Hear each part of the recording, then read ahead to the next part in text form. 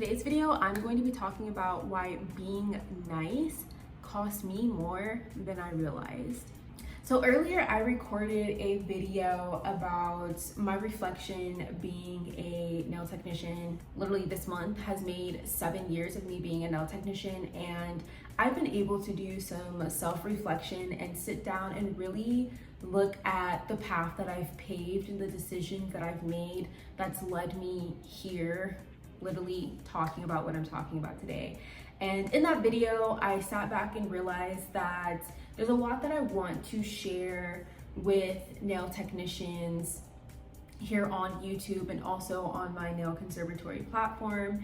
And I just wanted to share with my YouTube subbies and people that are just coming across the nail industry my own personal experience, because over the years I've been able to talk with nail technicians and hear their stories, hear them out, and I noticed a pattern that was going on.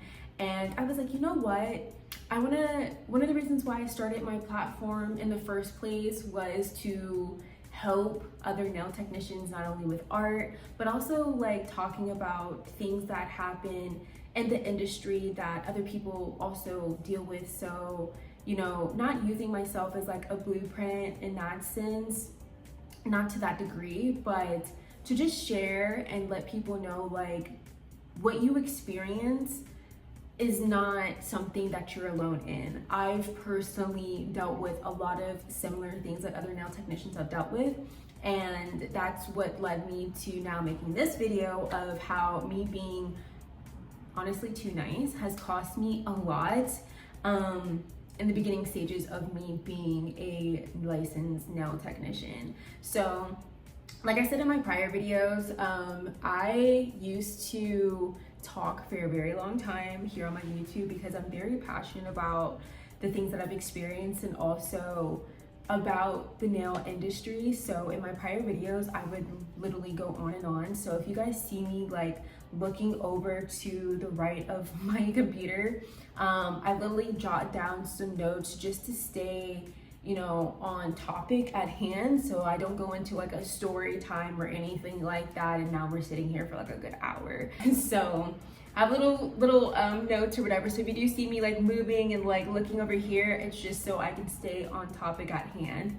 So I'm going to be covering 6 different things that I've noticed over the past 7 years of me being a nail technician, talking about clients and boundaries. I had to learn a lot over the past 7 years of me working in this industry and working with different types of clients, and I've talked about this in prior videos in the past when it came to my clients and things of that nature. And I will say the Anasha, the Drippynailz then is evolved now.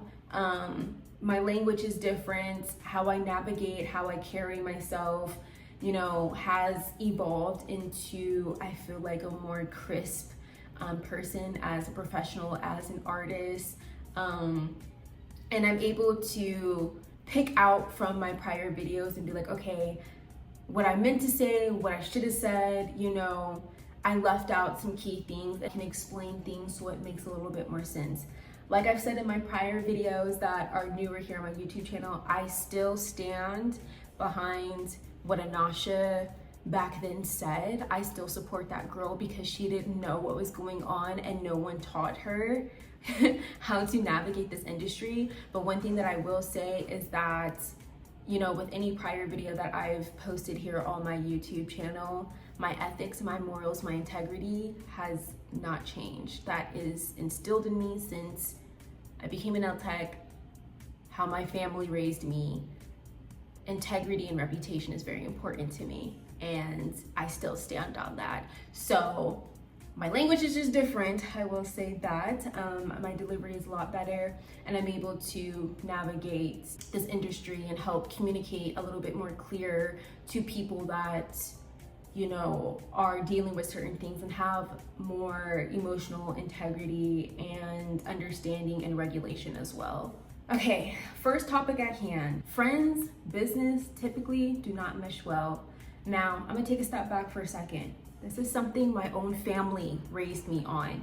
You typically do not mix friends in business. And if you are going to mix friends in business, contracts are so important because emotions get involved. Contracts are not optional when it comes to doing work with friends, family, anything like that. Just because that may be your cousin, just because that may be your best friend, you know, if your relationship is important, having those contracts set a standard that everybody can look at, no matter what their emotions are, whatever you're going through, to protect yourself as a service provider.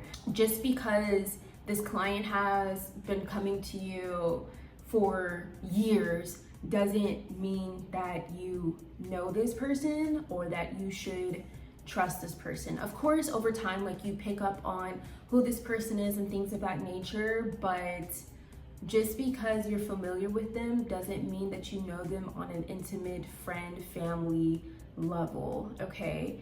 Comfort doesn't replace the structure at hand that needs to be, how can I put this? Comfort doesn't replace lack of boundaries.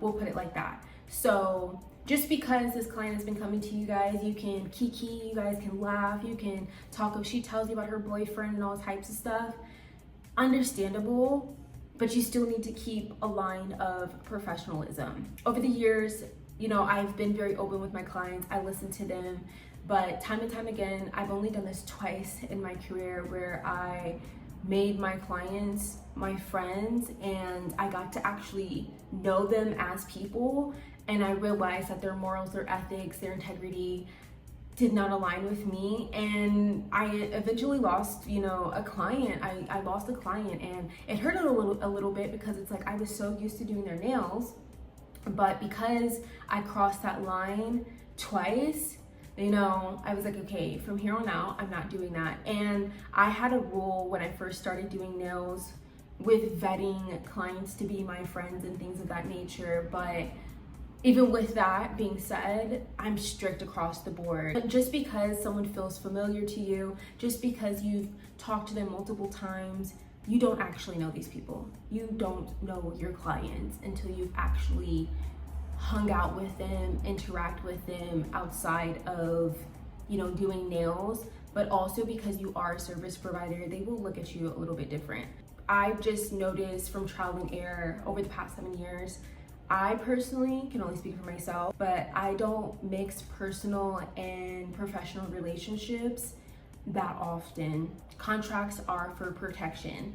Now, don't get me wrong, like I said, I don't mix friends in business, but there have been times where there have been exceptions where I'm networking with somebody that works in the same industry as me. That's a little bit different. So with me working in like a salon setting with clients, I definitely don't cross that line. Now, if I'm working with like some of my model friends, we work in the same type of bubble and field with beauty and fashion and photographers, and we understand the professionalism of things, or other service providers. Like, there's a clear understanding, like we're on the same like side of things. So, you know, becoming friends through networking events or projects and things of that nature, you know, they are still in a client sense, but if you're working on like a big production or something like that, things are a little bit different.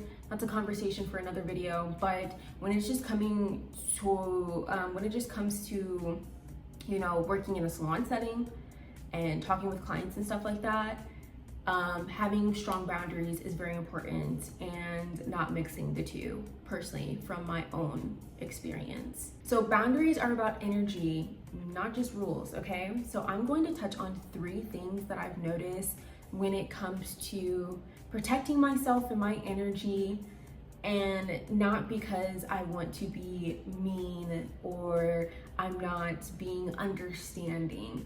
So one of the things that I personally noticed being a nail technician over the years, when I first started as a nail technician, I was originally licensed in Las Vegas, Nevada. I'm still licensed in the states that I'm licensed in. So I grew up in Las Vegas, got my license in Las Vegas.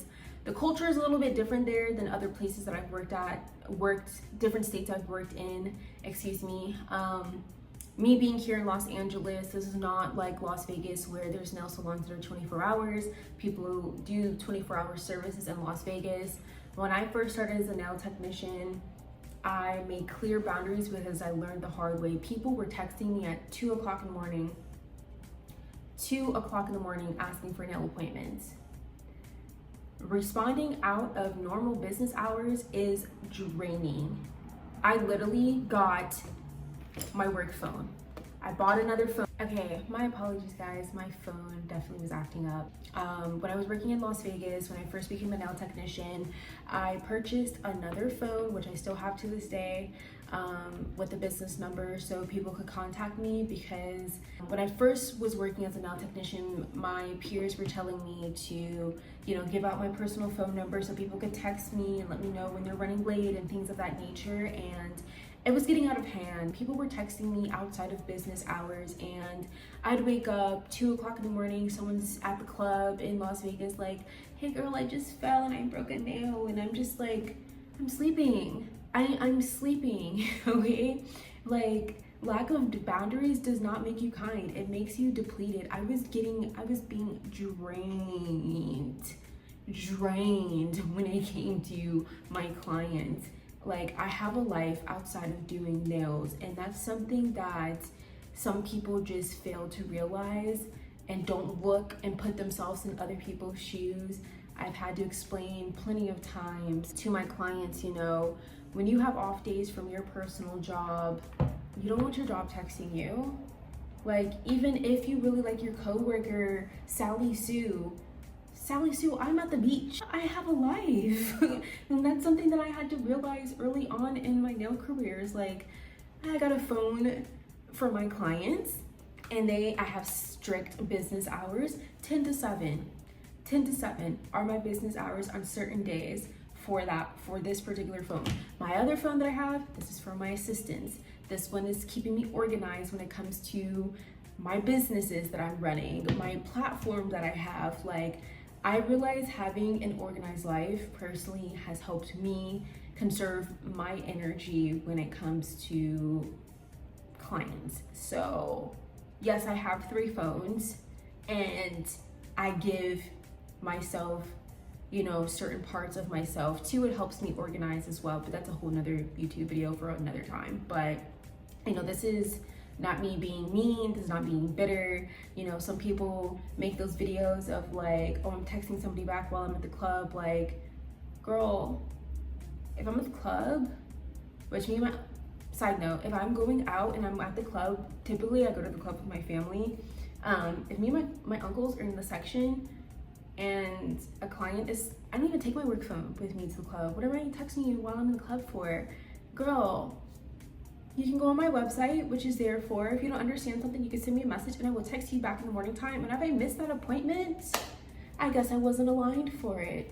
It wasn't meant to be. I'm not going to live on my phone. I'm just not going to. I've made my booking very organized and self-explanatory. If someone doesn't understand something, then of course, email, text me, but I'm very strict with my business hours. The only time that I will allow somebody to text me outside of my business hours when it comes to servicing are my assistants and my management team and my family and friends. And even then, like, if I'm asleep, I'm asleep, I can't answer. But boundaries are super important when it comes to conserving your energy and, people having access to you. When you have firm boundaries, it helps you navigate your business more efficiently. Okay, so what I just talked about in the last thing that I realized when it comes to my boundaries is alignment. And I've been saying this in a lot of my videos that I've talked about because this really resonates with me and where I am in my life, career-wise and personal. I'm not controlling anymore. I used to be very controlling. I used to want things to work out a certain way. It has to be like this. But now I look at it as If it doesn't fit, then it wasn't meant to be. And if it was meant to be, it's gonna come back around. Like, I've noticed that when it's come to professional business, when it comes to me servicing a client, when things are misaligned, I take note of that. If I miss a phone call, it wasn't meant for me to talk to them right then and there. If they call again and I am free, maybe this was time for me to talk to them. But at that time, it wasn't meant for me to talk to them. Forcing situations when it comes to clients creates resentment. Now, if I answer the phone at 2 o'clock and you're telling me, you know, a client's telling me like, oh, my nail broke or whatever, not only did I sacrifice my boundaries and my sleep, now I'm emotional, now I'm upset that you're calling me at this time, and then I may respond in a certain way that may not take well with the client because I'm tired, she invaded my space. Now I lowered myself to be on that space with her, and now I don't have a client anymore. So, not saying that's what happened, but respecting yourself teaches other people how to respect you as well. So, like I said, early on in my career, I used to bend over backwards for my clients all the time. Not because I didn't have boundaries, I will say that, but because of me being so nice, I realized that a lot of people do take advantage of nice people. Yeah, that's just something that I had to do some self-reflection on. And I also realized that not every client is meant to be your client forever. It may just be for a season. She may not be for a lifetime. I have some clients of mine that have been with me for years. Like, if I go back to Chicago, Illinois, and I post I'm doing nails, I already know in the back of my head what people are going to respond to me, who maybe not, but the people that are going to respond to me, I can remember the relationship that I had with them business-wise, respectful, ethics, morals, boundaries. I know I can go back to Chicago and do their nails, and they are lifetime clients. I know when it comes to Atlanta and I do certain clients, I know the ones that respected my boundaries are still my clients and they book with me. Every month that I go back home to Las Vegas to service my clients, it's because they respected my boundaries and I respect them as well. And they're lifetime clients. When it comes to clients overseas, it's the same thing. It doesn't matter where you are. Being so controlling and trying to have client retention, of course, you want to deliver professionalism and things of that nature, but if it's not aligned for you, if it's not meant to be, don't force it. Like, don't make, oh my gosh, what I just thought of is like, for anybody that's like a little bit older, but Is so fetch. Gretchen, stop trying to make fetch happen. It's not going to happen. like, don't make fetch happen. Like no, like, it's just, no, stop. Like, disgusting, stop. Like, boundaries are discernment, okay? It's not rejection. Like, I'm not rejecting you because I don't like you or anything like that. It's just, these are my boundaries, and if you can't respect my boundaries, which protects me, that means you don't respect me. And I respect my clients. I care about my clients' health. I care about my integrity, my morals, my education, my delivery. And if that doesn't align with you as a person, you're probably not my client. And that's okay, because not everybody is for everybody. You know, you're not gonna like everybody. Just like you don't like every restaurant, you're not gonna like every client. Every client, well, not even the like part, but not every client is going to align with you as a service provider. But like this, so it's not really a self-reflection thing, but not everybody is for everybody. There's 8 billion people in this world. I only have 2 hands. Yes, both of them work. I can work with both of them, but I can't service 2 people at the same time. So I'm only one person. I can only service so many people. Only so many people are gonna like me. There's certain clients for this type of person. There's clients for this type of person. I have my own clients that align with me, and I don't force it anymore.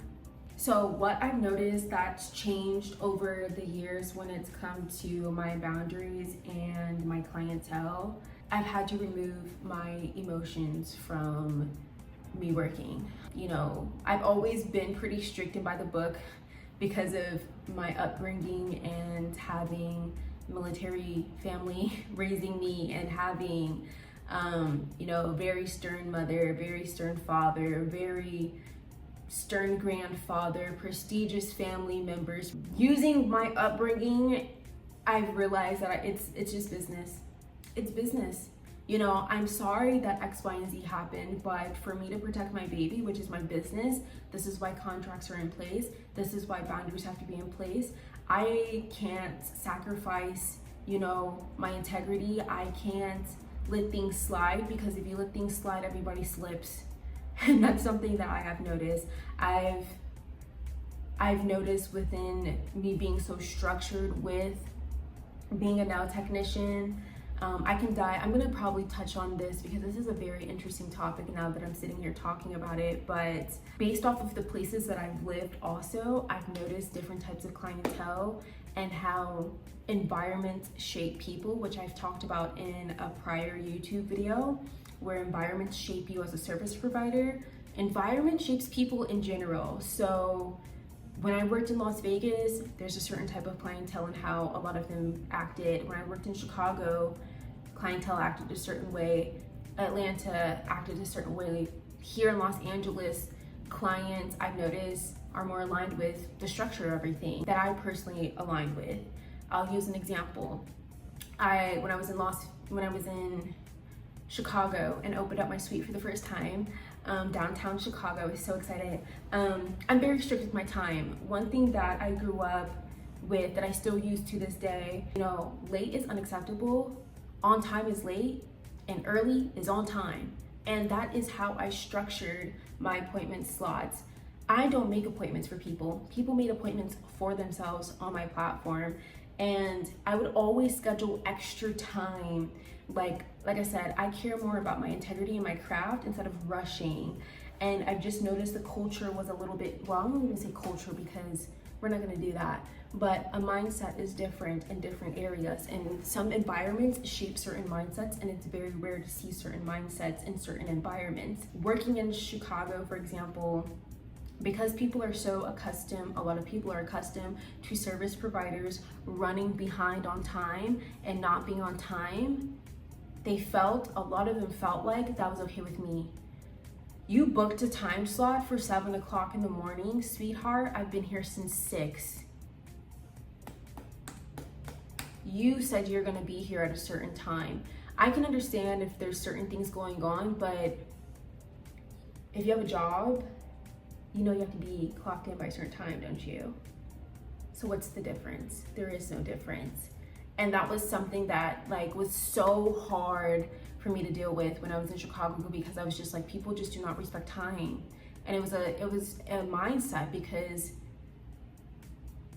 in that environment, a lot of service providers, hairstylists and things like that will be running behind 15, 20 minutes. Like, oh, I'm so sorry. Like, if I was late with a client, which was rare, something crazy had to happen. Like, in all honesty, something really did happen. I can account for maybe 3-4 times in the past 7 years of something going wrong where I'm late and behind. Best believe I compensated my client because of their time. Time is important. And that's something that my clients really love about me. If I'm behind on time, if I'm more than 30 minutes, I usually give them half off or the service free. Because if they come there is no coming a half an hour early. I mean, late. There's no half an hour late. You're late, I'm not doing your service. So if I'm late by 30 minutes, I'm probably gonna do it for free. I stand behind my work and my integrity, and that's just how I am when it comes to my own business.